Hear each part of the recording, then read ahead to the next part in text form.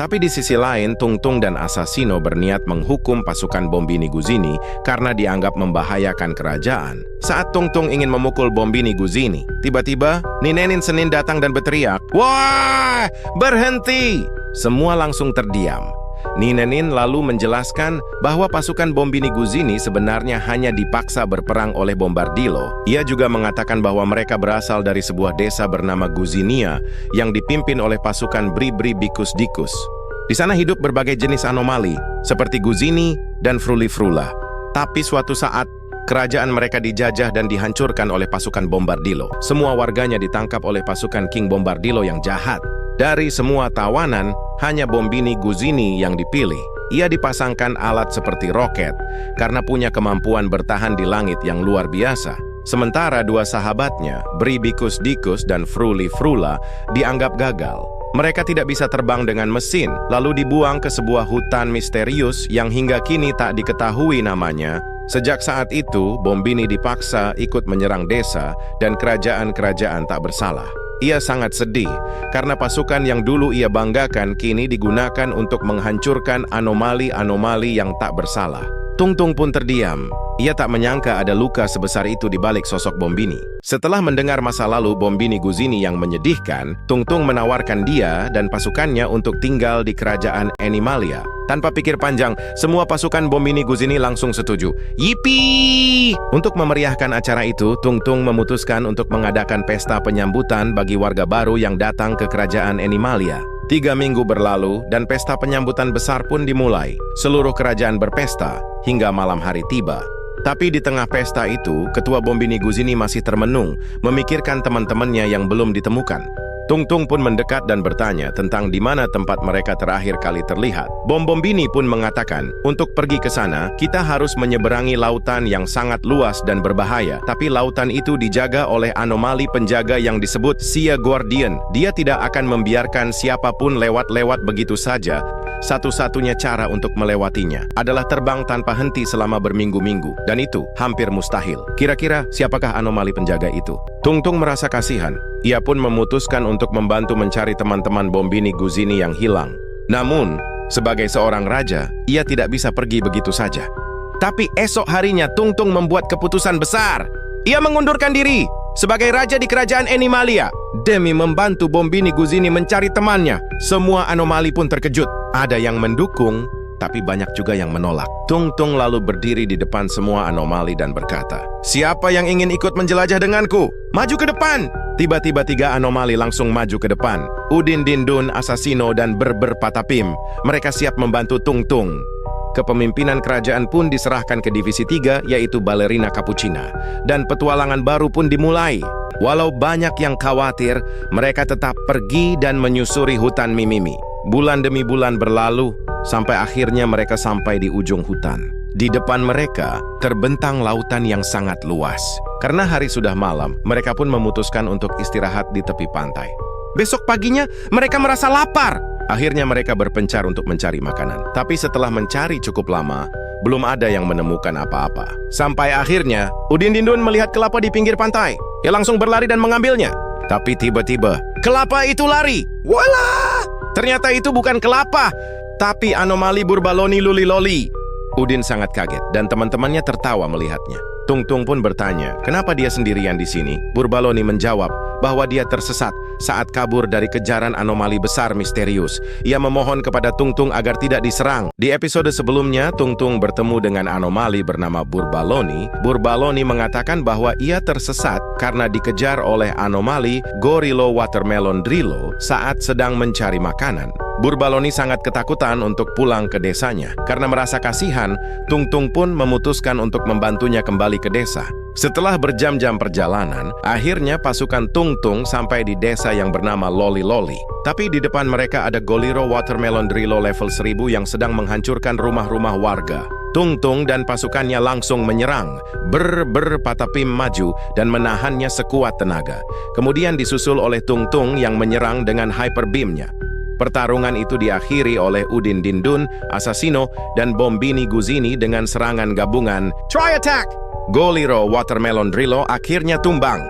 Namun sebelum benar-benar jatuh, ia mengaum ke langit dan memanggil pasukan lainnya. Dan benar saja, ribuan pasukan Goliro Watermelon Drilo level 1000 datang menuju ke arah pasukan Tungtung. Siapa yang akan mengalahkan ribuan pasukan raksasa itu? Tulis pendapatmu di komentar. Setelah pasukan Tungtung berhasil mengalahkan Goliro Watermelon Drilo, tiba-tiba ribuan pasukan raksasa Goliro level 1000 muncul dari balik hutan, bergerak menuju Tungtung. Tanpa ragu, Tungtung dan teman-temannya bersiap mengeluarkan jurus ultimate-nya dan perang besar pun dimulai. Pertarungan sangat sengit dan berlangsung sangat lama. Tapi akhirnya, pasukan Tungtung berhasil mengalahkan mereka semua. Pasukan Tungtung naik ke level 4000. Warga Burbaloni sangat bahagia. Sebagai ucapan terima kasih, mereka membangun kapal besar untuk Tungtung dan tim agar bisa menyeberang ke pulau berikutnya. Setelah 10 hari kerja keras, kapal itu pun jadi. Tungtung sangat senang dan berterima kasih. Di episode sebelumnya, Tungtung bersiap menyeberangi lautan yang sangat luas. Tapi Berber Patapim terlalu besar. Ia pun menggunakan skill morphing. Dan dalam sekejap, tubuh Berber Patapim mengecil menjadi seukuran Tungtung. Berber Patapim pun masuk ke dalam kapal.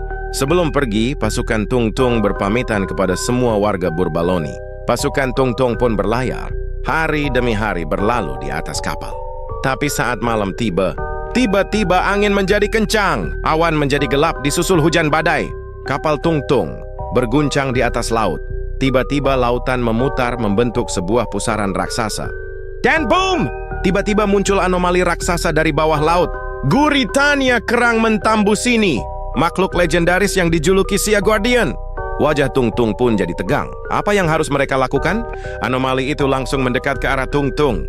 Tungtung dan teman-temannya langsung berkumpul untuk mengeluarkan kekuatan Fusion Force. Anomali itu semakin dekat dan siap menenggelamkan kapal Tungtung. Gurita itu mengangkat tentakelnya ke atas. Tapi boom! Pasukan Tungtung berhasil melepaskan kekuatan Fusion Force dan membuat monster raksasa itu langsung tumbang. Tungtung sangat senang. Bahkan Udin Dindun tertawa, ternyata si Guardian hanyalah kroco. Tapi ternyata itu bukan si Guardian yang asli. Oh no. Jauh di belakangnya muncul anomali penjaga yang sebenarnya. Ini bencana! Kira-kira apa yang akan dilakukan Tungtung? Tungtung segera menaikkan level skill primalnya. Di tengah laut yang luas, tubuhnya berevolusi menjadi Primal Tungtung. Tapi sebelum melawan Guritania, Tungtung mengambil dan melempar kapal ke langit. Ternyata ini bagian dari rencana rahasia mereka. Udin Dindun langsung mendorong kapal dengan skill Meteor Smash dan segera menjauh. Anomali si Guardian itu sangat kesal. Ternyata strategi mereka sangat pintar untuk melarikan diri. Tapi kini tinggal Primal Tungtung melawan Guritania. Tapi karena berada di dalam laut, tentakel Guritania melilit kaki Tungtung dan menariknya ke dasar laut. Apa yang harus dilakukan Tungtung? Pertarungan dahsyat pun terjadi di bawah air. Keduanya saling serang tanpa henti hingga mereka kelelahan. Di saat-saat terakhir, Tungtung mengerahkan seluruh sisa kekuatannya. Primal Smash! Serangan itu begitu kuat hingga membuat Guritania tumbang. Namun Tungtung juga kehabisan energi dan tak sadarkan diri. Untungnya, Bombini Guzini datang tepat waktu. Ia terbang menyelamatkan Tungtung dan membawanya kembali ke kapal. Keesokan harinya, mereka akhirnya sampai di sebuah pulau misterius bernama Pulau Paradisil. Namun, Bombini memperingatkan, ini bukan pulau biasa. Tempat ini penuh dengan anomali rank A, sangat berbahaya. Takutnya.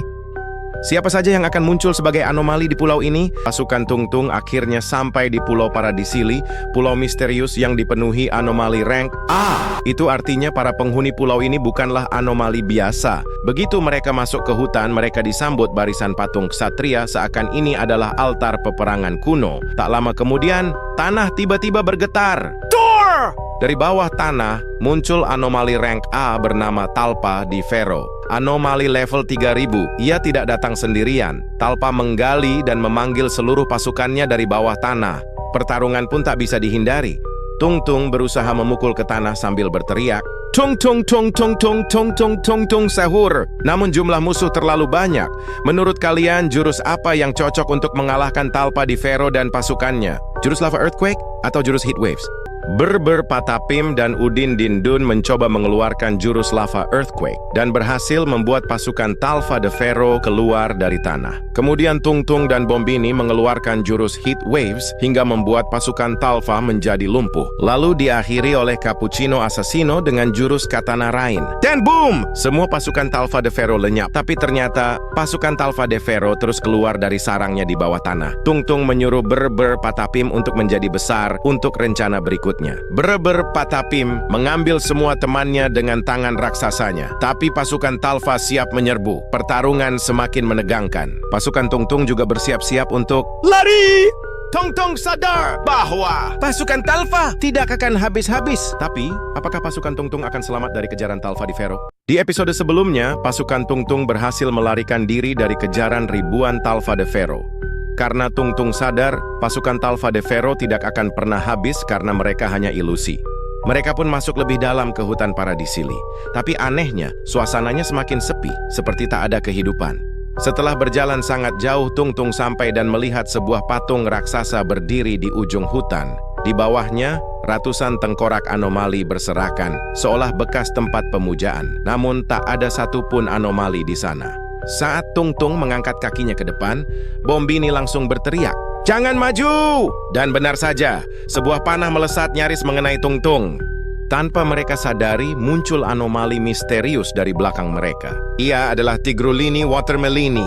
Ia langsung menangkap Bombini Guzini dan melarikan diri ke dalam hutan. Tanpa pikir panjang, pasukan Tungtung langsung mengejar ke dalam hutan yang sepi. Tapi di tengah perjalanan, Trigurilini tiba-tiba berhenti dan menatap mereka dengan tatapan mengerikan. Assassino maju ke depan, menggenggam kedua pedangnya dan berkata, "Serahkan Bombini sekarang juga." Tapi tiba-tiba, "Keluar!"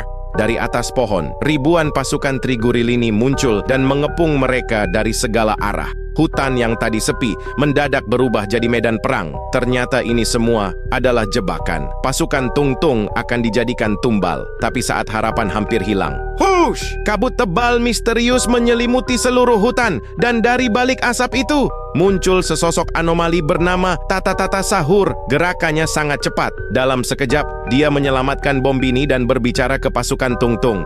"Kita harus pergi sekarang." Tapi, siapa sebenarnya Tata-Tata Sahur? Dan kenapa dia menyelamatkan mereka? Di episode sebelumnya, Tata-Tata Sahur datang. Kemudian ia mengeluarkan jurus kabut tebal dan menyelamatkan pasukan Tungtung dari sergapan Trigurilini Watermelini. Mereka semua kabur dan Bombini yang pingsan langsung diberi obat oleh Tata-Tata Sahur. Keesokan harinya, Bombini sadar, lalu Bombini mengatakan bahwa Tata-Tata adalah salah satu penjaga hutan Paradisili. Tungtung pun meminta agar Tata-Tata mengantar mereka ke kerajaan Guzinia. Tata-Tata Sahur langsung memandu pasukan Tungtung. Tapi saat mereka tiba, kerajaan Guzinia sudah hancur, kosong dan sunyi. Bombini sangat sedih. Tiba-tiba muncul anomali misterius bernama Trik-Trak Barabum. Ia berkata, warga Bribikus dan Fruli-Frula sudah ditangkap 2 bulan lalu. Mereka dibawa ke kerajaan Ekpresona Signora untuk dijadikan budak. Mendengar itu, pasukan Tungtung langsung berangkat. Dipandu Tata-Tata Sahur dan Trik-Trak Barabum, mereka menempuh perjalanan jauh. Hingga akhirnya, mereka tiba di depan kerajaan yang sangat besar dan megah. Di bawahnya ada banyak anomali yang menjaga. Siapa saja nama anomali itu jika kalian tahu namanya?